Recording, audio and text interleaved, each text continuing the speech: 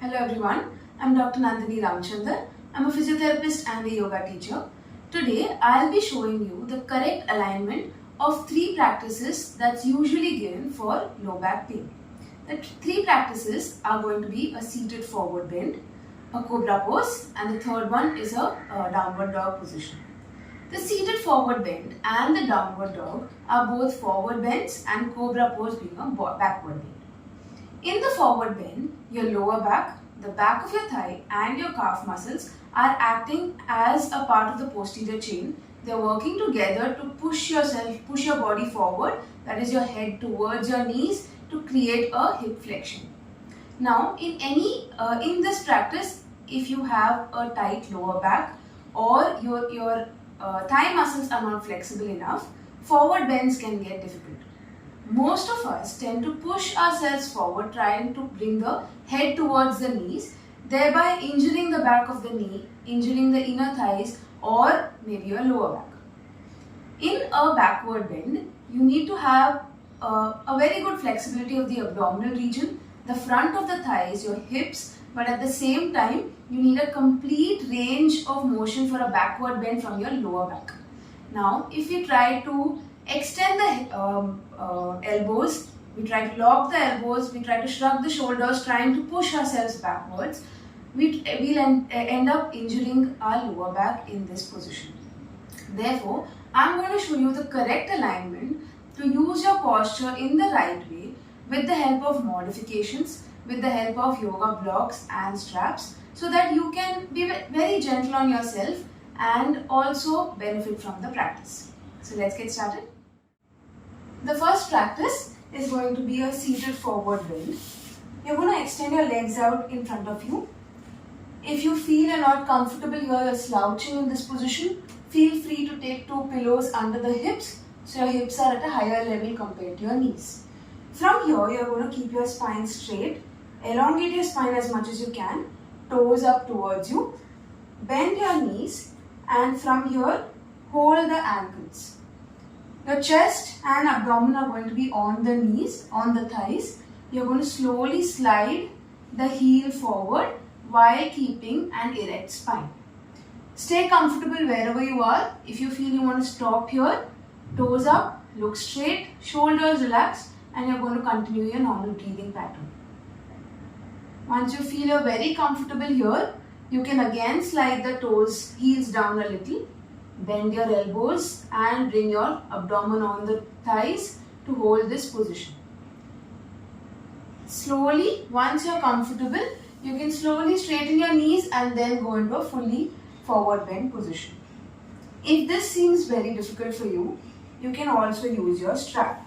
So after you've bent your knee, you can place the center of your strap under the feet, elongate your spine and slowly start straightening the knee and sliding the heel down. Chest and abdomen remain on the thigh and slowly start straightening the knee while you bend the elbow and pull your body forward. If you feel you're comfortable here, again you can slide the heels a little down and push yourself down a little more. So you're going to be feeling a good stretch in your lower back, the back of your thigh and eventually your calf muscles when you go into a full forward bend posture. Moving to the next one, which is a downward dog position. You're going to come on all fours. From here, you're going to take your toes in and slowly straighten your knees. So you're going to come into this position if you're very comfortable and you feel you're flexible enough. But if you feel you're here, where your heels are not touching down, it's because of lack of flexibility in your calf muscles. Or if you feel you're here, you're rounding your back and pushing the body weight forward, you'll end up injuring your shoulders in the long run.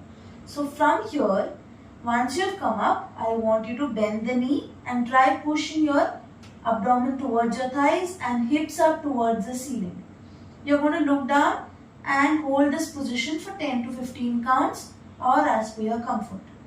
Slowly, you can start doing an alternate knee bend to increase the flexibility of your hamstring and your calf muscles till you are in this position and you can comfortably hold this position for 10 to 15 counts. Now, even with the heels up and knees bent, if you feel it's uncomfortable and you're feeling any strain in your knees, you can roll a yoga mat or roll a towel and place it under the heels for a support. That will be a modification in this case. Finally, moving to the third practice, which is your Cobra pose. You're going to come into a prone lying position. Your hands are going to be comfortably placed close to the chest, elbows close to the body, and if you are somewhere here in Bhujangasana, you are going to be injuring your lower back and your shoulders. For this position, you are going to, instead of locking the elbows, you are going to keep it soft. You are going to keep the shoulders down and back. If this also is painful, you are going to come down, place the elbows close to the chest, slowly prop up the chest and comfortably come on the elbows. Toes and legs are going to be relaxed and you stay here.